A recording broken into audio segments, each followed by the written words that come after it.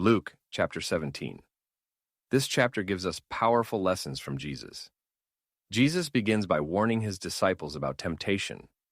He says in verse 1, "Temptations to sin are sure to come, but woe to the one through whom they come." In other words, temptation will always exist, but if we are the reason someone else stumbles, God takes that very seriously. Jesus adds in verse 2 that it would be better to have a millstone tied around your neck and be thrown into the sea than to cause one of his little ones to fall. This reminds us how important it is to live in a way that points people toward Christ, not away from him. Then Jesus talks about forgiveness. In verses 3 and 4, he says that if your brother sins against you 7 times in a day and repents each time, you must forgive him. That sounds impossible to us, but it shows how much God has forgiven us and how freely we are to forgive others. True forgiveness is not about keeping score, but about reflecting God's mercy.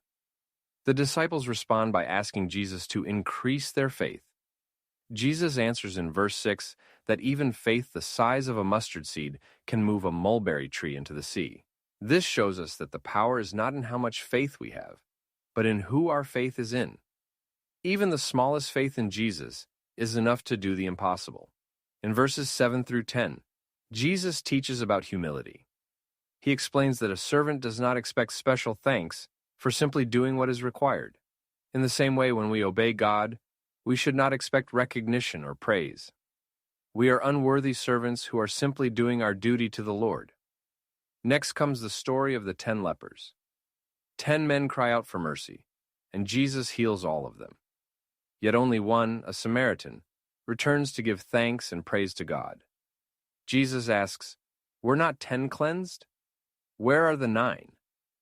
This shows us how rare true gratitude is. Many people receive blessings from God, but forget to thank Him.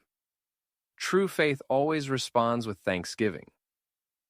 Finally, Jesus speaks about His return. He warns that the coming of the kingdom will not be announced with signs people can track.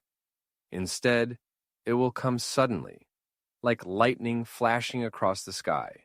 Just like in the days of Noah and Lot, people will be going about their daily lives when judgment comes.